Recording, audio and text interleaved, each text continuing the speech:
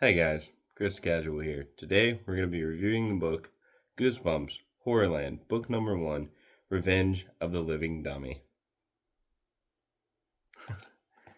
Anyway, this is a really good book. I just finished it, and it took me about probably 4 or 5 days to read all of it. I really like to take my time, apparently. But I would read a couple of chapters and then stop and then read a couple of chapters, stop, read a couple of chapters, stop. You get the point. Um, the book is very good. So the book is about a girl named Brittany, Crosby, and her friend Molly Malloy, and her cousin Ethan, which does not state his last name. So the book starts off with Brittany and her friend Molly Malloy, um, burying a doll of some sort. um, trying to make this a spoiler-free review here of the book, but it's kind of hard to make a spoiler-free review sometimes. But this is like the very beginning of the book. It's how it starts off, and so her cousin Ethan comes to town, and her cousin Ethan is just this really horrible person. And apparently, that's a theme in the Goosebumps books or series to begin with, where a family member comes to visit, and the family member that visits is like this really bad, horrible, no good person. So, Ethan is a ventriloquist, or so called, pretends to be one anyway. Um, every time he comes to visit Brittany, he's always like kicking her or doing terrible things when the parents are not around or when nobody is looking, and yet Brittany seems to always be the one getting in trouble when she comes back at Ethan. So that's not fun. But Ethan brings this doll with him, and he pretends to be a ventriloquist, and he does these comedy acts. And in these comedy acts, he is saying really crude, rude, and no good, horrible jokes. And apparently, Brittany likes Ethan's jokes at first because the jokes are very mean jokes, but the jokes are mean and they're about her.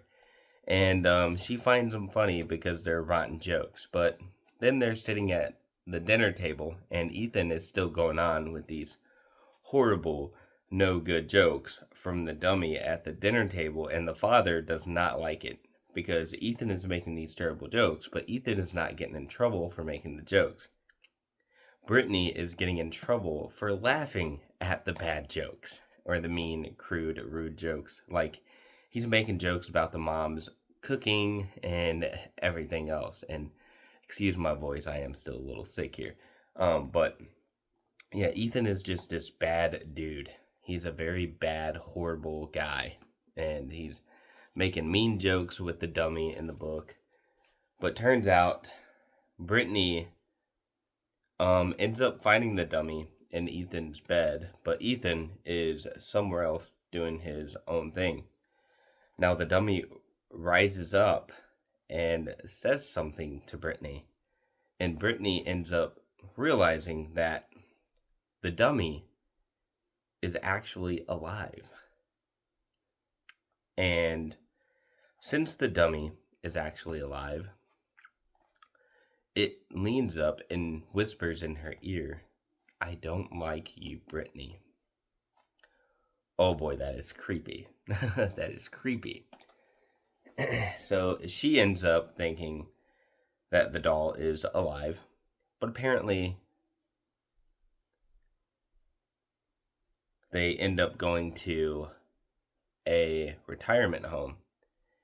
And Ethan also puts on a comedy act there, and he's saying horrible, mean jokes to the older people that live in the retirement home. And Brittany, yet again, is the one to get in trouble for all of this because they say Brittany, since she's the one that announced Ethan to come up and do his comedy act, she must have already known all the jokes that Ethan was going to make with the dummy. But apparently, Ethan was not making the jokes with the dummy at all because the dummy has been alive the entire time. So, come to find out, they find this old piece of paper about the dummy here. And when they find out this old piece of paper about the dummy, they read on it that the dummy was made in the 1800s and it was made out of cursed wood. So that cursed wood was used to make none other than Slappy the Dummy, the greatest GooseBumps character of all time. So I didn't know that because his name in the book has been called Mr. Bad Boy the entire time, but apparently we were all seeing Slappy. It was Slappy the whole time. But that's as far as I'm going to go with the review because I don't want to spoil too much for you guys because there's way more to the story than what I have told. All I'm going to say is this is a very good book.